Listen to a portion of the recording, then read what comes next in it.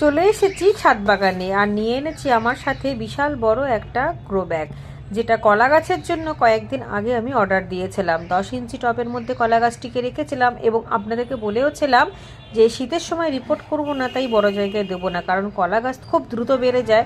আমি চাইছিলাম না কলা গাছটা এত তাড়াতাড়ি বেড়ে যাক, শীতের জন্য অপেক্ষা করছিলাম। আর এই দেখুন কি বিশাল বড় গ্রো ব্যাগটা। এবার শীতের মাটি, লতা পাতা, ডালপালা দিয়ে এই গ্রো ব্যাগটাকে ভরবো, কারণ শীতের মাটিতে খাবার দেয়াই থাকে, তাই নতুন করে আমাকে আর কোনো সার খাবার দিতে লাগবে না।